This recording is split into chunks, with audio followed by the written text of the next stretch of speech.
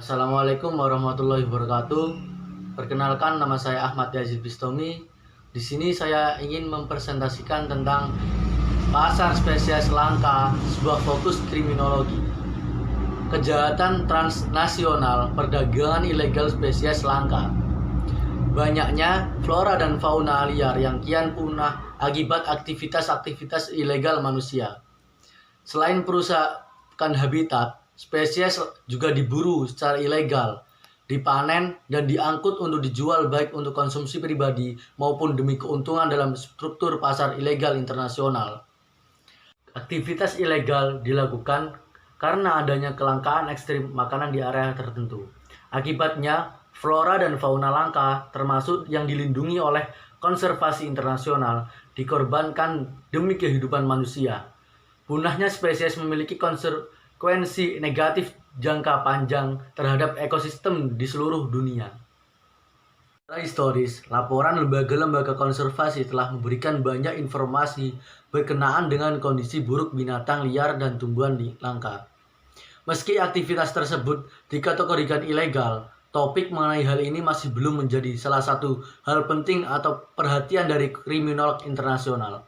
Melihat konsekuensi yang disebabkan oleh pasar spesies langka, para kriminolog tampaknya lalai untuk memberikan perhatian. Faktor yang menyebabkan terjadinya hal tersebut tidaklah sederhana. Misalnya, perbuatan ilegal terjadi di tempat-tempat jauh, maka tampak tidak relevan untuk kriminolog membahas hal tersebut.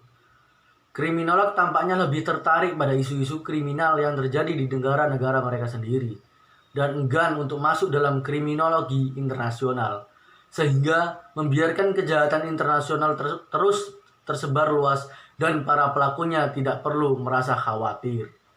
Kriminolog juga menganggap bahwa persoalan tersebut lebih cocok ditangani oleh ahli konservasi atau ekologi. Namun, meskipun demikian, ketika pasar ilegal memainkan skenario yang lebih menakutkan dalam kepunahan flora dan fauna langka, kriminolog memiliki perspektif unik dan kritis untuk disumbangkan. Kemudian, pada praktek dan biaya, menurut Chot et al., terdapat 5 tipe aktivitas ilegal yang berhubungan dengan perdagangan ilegal flora dan fauna yang dilindungi. Kelima tipe tersebut adalah perdagangan kayu ilegal, perdagangan kaviar ilegal, aktivitas yang berhubungan dengan perdagangan narkoba, kulit binatang, bulung binatang, obat-obatan tradisional Asia, dan koleksi spesies tertentu.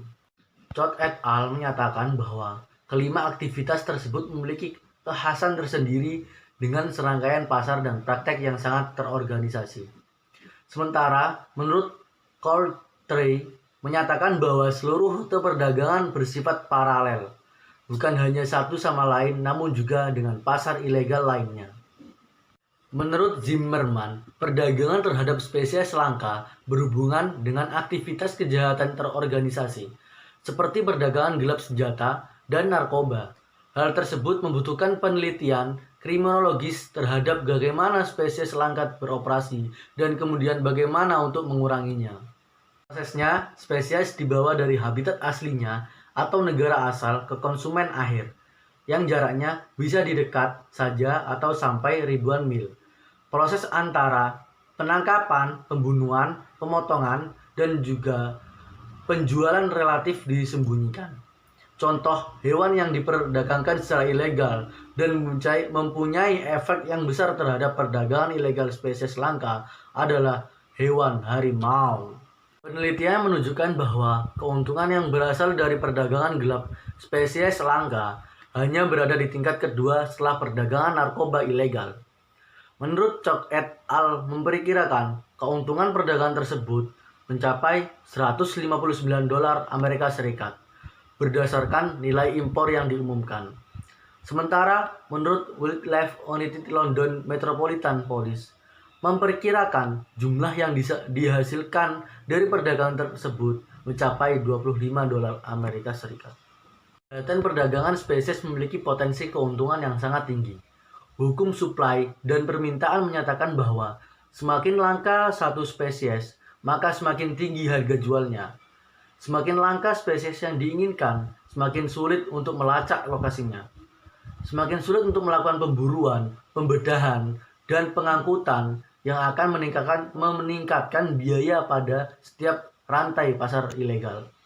Kemudian, pada lembaga dan legislasi yang relevan, spesies langka yang dilindungi melalui legislasi internasional dan domestik yang bertujuan untuk mengendalikan perdagangan binatang-binatang dan tanaman liar tertentu agar bisa menjamin kelangsungan hidup spesies-spesies yang terancam punah. Organisasi internasional lainnya yang berkecimpung dalam perlindungan spesies langka adalah organisasi non-pemerintah, yaitu NGO atau lembaga semi pemerintah yang bertugas untuk melakukan konservasi spesies dan membantu negara untuk mengorganisasi upaya untuk melakukan hal tersebut. Kemudian, pada lembaga, program lingkungan PBB bertugas mengimplementasikan Konvensi Perdagangan Internasional Spesies Flora dan Fauna Langka atau CITES yang dianggap sebagai perjanjian paling berhasil dan paling lama berkaitan dengan perlindungan spesies langka dan liar.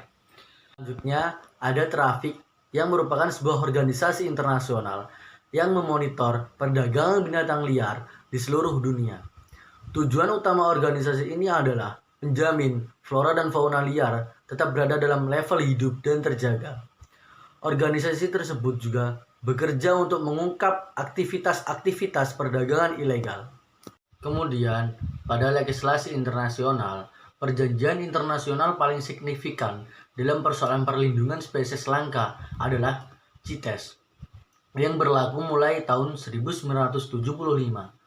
Tujuan CITES adalah memonitor dan mengatur perdagangan spesies-spesies liar tertentu agar bisa menjamin bahwa spesies tersebut tidak mencapai status punah atau kritis. Dengan menandatangani CITES, suatu negara setuju untuk mendesain legislasi nasional yang bisa mendukung misi konvensi tersebut. Kemudian yang terakhir adalah penegakan hukum.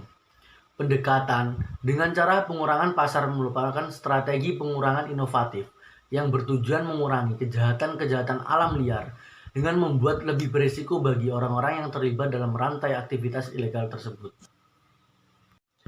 Sekian dari saya, kurang lebihnya mohon maaf yang sebesar-besarnya.